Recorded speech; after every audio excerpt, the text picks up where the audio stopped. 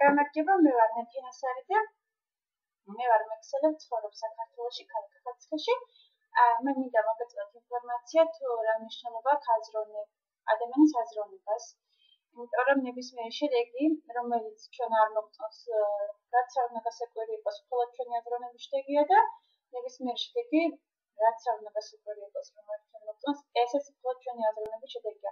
მე შევეცდები რომ ამ ინფორმაციის გადმოცემისთვის მაქსიმუმ 7-12 წუთამდე ჩავეტიო. მოდით დავიწყოთ. ერთი წუთით. პირველ რიგში როგორც ჰენრი ფორდი იყო და ყველაფერი ისე იქნება როგორც მე მინდა. ახლა ჩვენ შევიდეთ.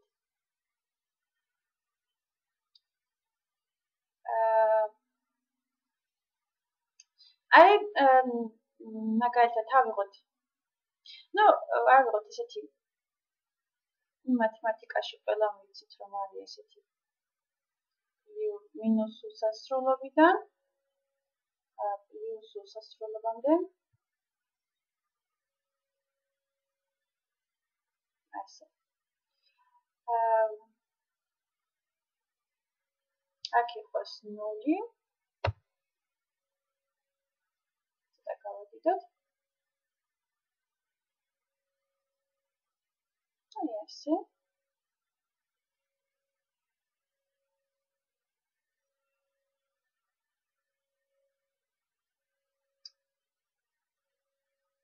აქ იყოს 0. ხო, მოდი ესე დავყოთ. ასე. აქეთ იყოს 100. აქეთაც იყოს 100. რა თქმა უნდა, აქეთ იქნება -100.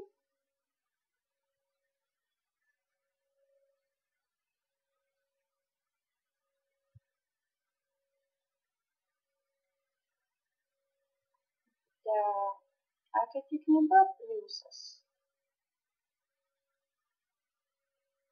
ეს. როგორც გითხარით, ჩვენ ნებისმიერი ასე ვთქვათ და როგორც გითხარით, ჩვენს ინფორმაციას, ამ ჩვენს ტრენინგს ქვია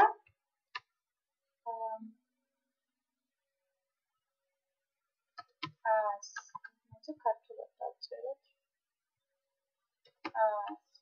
აზროვნების შედეგები. ეს. აზროვნება არის ორგვარი, უარყოფითი და დადებითი. დავიწყოთ უარყოფითი აზროვნებიდან. უარყოფითი აზროვნება ეს არის ისე დავყოთ შკარებად. ცოტათი.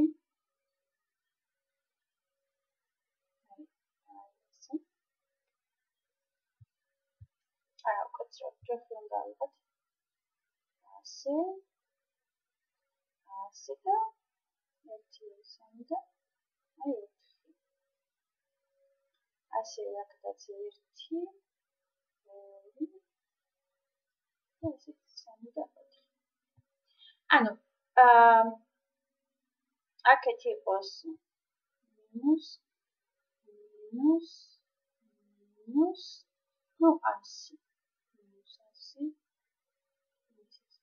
100. აქეთ იყოს +,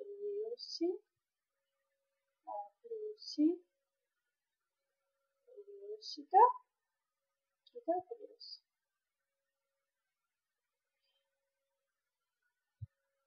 აქ იყოს ციფრი 25, აქ იყოს ციფრი 50. ვკაცროთ. ინტერნეტი გვიჭდება.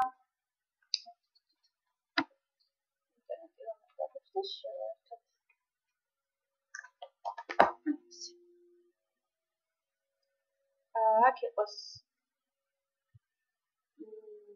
-75 და აქ იყოს -100. შესაბამისად, აქეთ გახლავთ 225. აქეთ გახლავთ სამწუხაროდ მამაზე დავიცი როგორ მოგალაპოთ. ცოტა შორის ძალიან სახალისოა ინფორმაციული ბიზნესი, იმიტომ რომ ესე თამაში სწავლობ ყველაფერს. თან შენი ოთახიდან გაუსვლელად, შენი ქალაქიდან გაუსვლელად შეგიძლია შექმნა ქსელები მსოფლიო მასშტაბით. და ასე აქაც რა თქმა უნდა არის ას.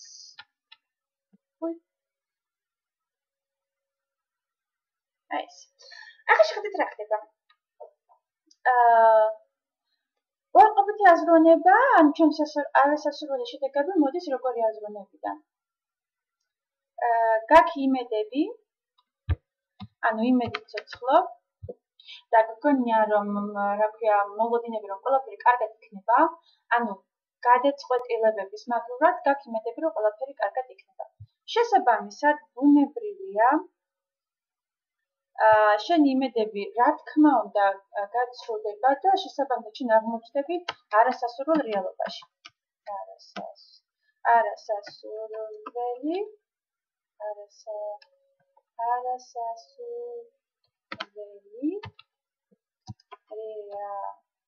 რეალობა.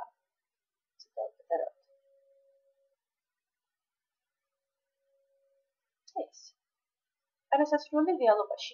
ანუ შენ არ მოგწონს ის რაც გაგაჩნია, ეს იქნება ურთიერთობა პირად ცხოვრებაში, ურთიერთობა ბიზნესში თუ ურთიერთობა პოლიტიკაში, საერთოდ ხშირად ამომრჩევლებს აქვთ ხოლმე ესეთი პრეტენზიები, რომ რას ქვია მე მას ხმამივეც და რას ქვია მან ის შედეგი არ მომიტანა და თავის დანაპირებები არ შეასრულა. Ну, ეს არის სწორედ იმ კატეგორია ადამიანების აზროვნებები, რომლებიც იმედებით ცოცხლობენ.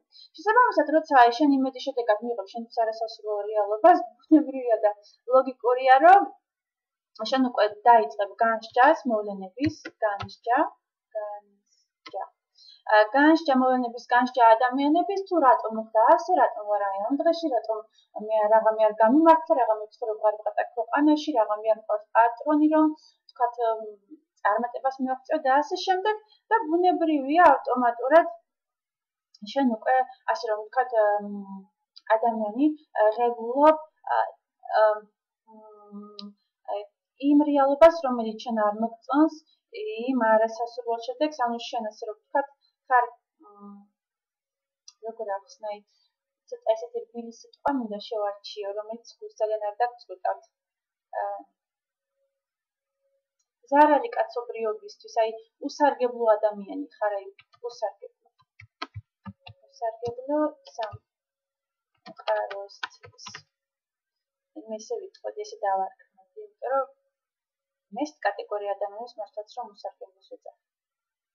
რომლებიც იმედებით ცხოვრობენ.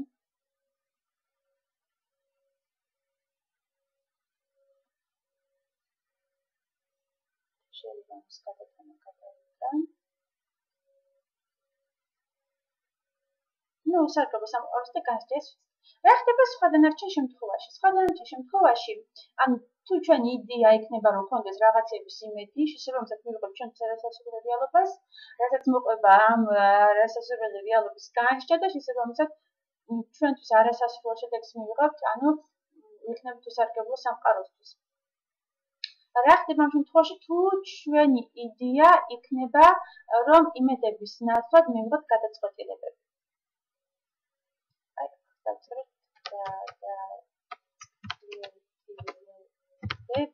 გადაწყვეტილებების შემთხვევაში ბუნებრივია და ლოგიკურია, რომ ჩვენ დავიწყებთ მოქმედებას. ანუ ეს უკვე არის პლუს 50-ზე მოქმედებების შემთხვევაში ჩვენ სწორედ ჩვენი პირადი ინტერესებიდან გამომდინარე მოქმედებ და ბუნებრივია ჩვენ უკვე ვღებულობთ იმ პროცესს, რომელიც მოგწონს, ის პროცესი,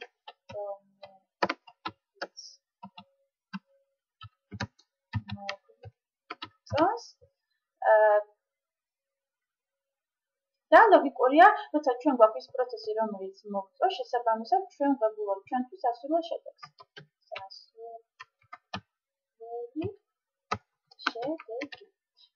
აი ასე მეგობრებო, ცხოვრებაში ეს იქნება ურთიერთობები. საერთოდ მე მინდა გითხრათ, რომ ნებისმიერი ურთიერთობის შედეგია წარმატებული კარიერა, წარმატებული ბიზნესი, წარმატებული პოლიტიკა და ასე შემდეგ. საერთოდ მე ვფიქრობ, რომ რადგან ბიზნესი ქართულ ენაზე ნიშნავს საქმეს, ყველაფერი არის ბიზნესი, ხო?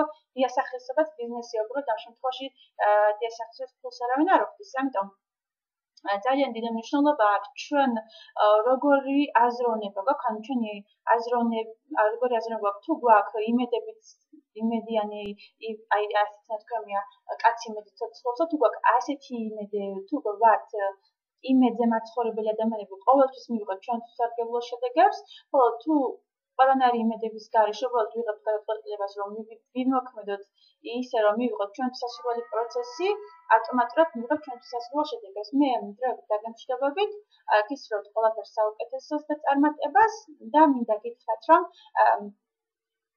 ნებისმიერი რამ, რაც კი კაცობრიობა შეუქმნია, ოდესღაც იყო ოცნება და არ აქვს მნიშვნელობა ჩემი წარმატებისთვის, რამდენი წელი დამჭირდება. თუნდაც 60 წელი იყოს, მე მივიღე გადაწყვეტილება, რომ მივაღწევ ჩემს მიზნებს, რა თქმა უნდა, ხა აფიშირებას არ ვაპირებ, ეს საკუთარ, ხო? იმიტომ რომ მე მჯერა, რომ ნებისმიერ ადამიანს შეუძლია გახდეს წარმატებული. უბრალოდ საკუთარ თავზე მუშაობა საჭირო და საკუთარ თავზე გამარჯვება საჭირო. ყოველ დღე თვითნაბიჯი აჯობო შენ თავს ესეთი ზღაპარი წავიკითხე. ძალიან მიყვარს ზღაპრები და მჯერა რომ ზღაპრები სწორედ იმიტომ შექმნეს და მოიგონეს რომ ჩვენთვის გადმოიცათ ის სიგრძეები რაც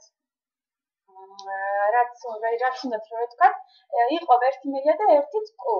და მელია იყო ძალიან სწრაფი, უბრალოდ კურდღელი იყო ძალიან სწრაფი. და ეს კურდღელი იყო პოსტალიონი. და ამ კურდღელი ყოველთვის დაცინოდა პულს, რომ აი შენელა დადიხარ, შენელა ვერასდროს ვერ მაჯობებ, შენელა ვერასდროს ვერ მაჯობებ. და ამ კუმ და კურდღელმა დადეს ნისლავი, რომ მოდი აბა შევეჯიბროთ სირბილში, ვინ უფრო მალე გაირგენსო. და კურდღელმა რომ დაიწყო სწრაფი სირბილი,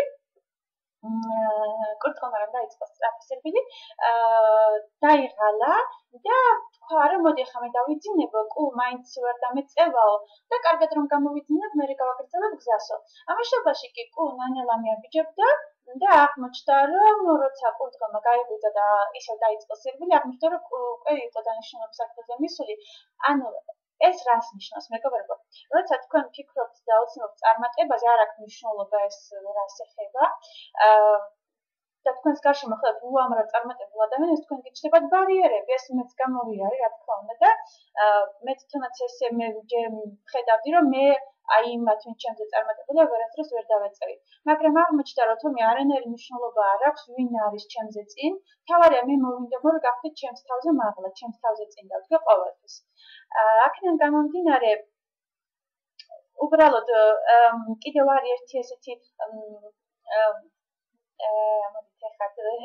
გამიგრძელდეს და კარგით, მათ ცოტა მოგვიანებით გეტყვით სხვა დონეში ტრენინგებს რა ეს არის უბრალოდ ის ინფორმაცია, რომელიც მე გამოვიარე, მინდა უბრალოდ გითხრათ, რომ მე სანამ დავიწყებდი ბიზნესს, ორ კაცს ერთად რო დავინახავდი, ქუჩის მეორე მხარეს გადავდიოდი, ორ სიტყვას ერთად ვერ ვამბობდი.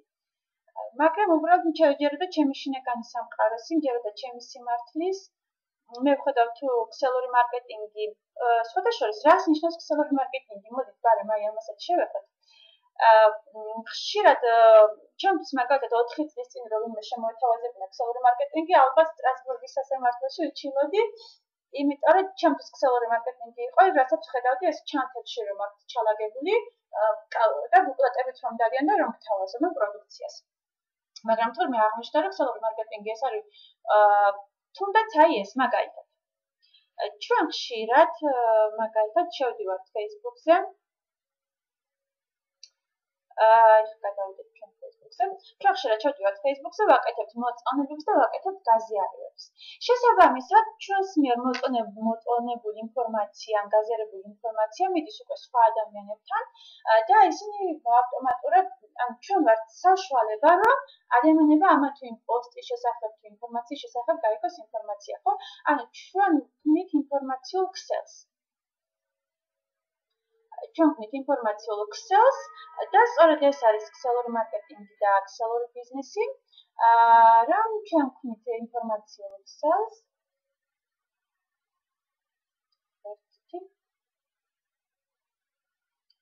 ინფორმაციულ ქსელს, უბრალოდ ჩვენ ამ შემთხვევაში არავინ არ გვიხდის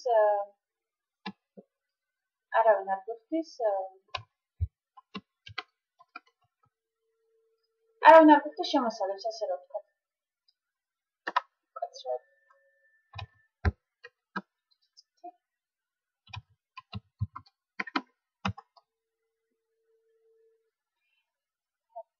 შევდეთ Facebook-ზე გაჩვენოთ.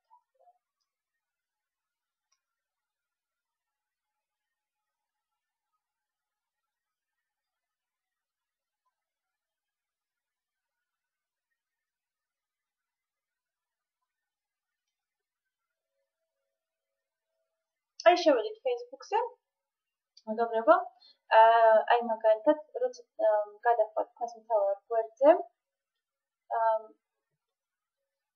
თუმცა მთავარ გვერდზე გადასვლაც არ არის საჭირო, მაგრამ აქედან როგორ უნდა ერჩო, არ ვიცი.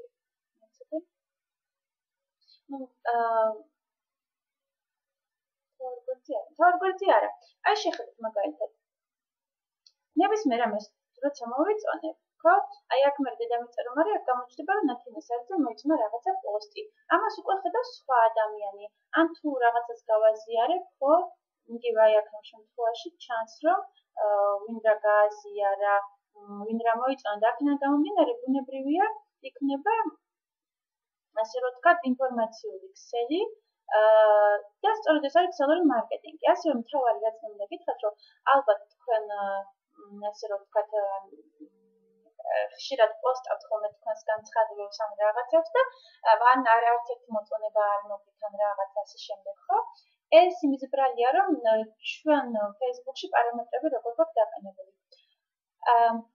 ჩვენ Facebook-ში პარამეტრები შეგვიძლია დავაყენოთ ორნაირად. აქ არის სიახლეების ზოლი და სიახლეების ზოლს რომ დავაჭერთ, აქ შეგვიძლია დავარჩიოთ უახლესი ამბები. თუ ავარჩიოთ უახლეს ამბებს, ჩვენს დადებულ პოსტებსაც ნახავენ სხვები და ასევე ჩვენ ვნახავთ სხვის ახალ დადებულ პოსტებს, ხოლო თუ ავირჩევთ პოპულარულ ამბებს, ყოველთვის იმ ამბებს დავინახავთ, რომელიც ასე რომ ვთქვათ,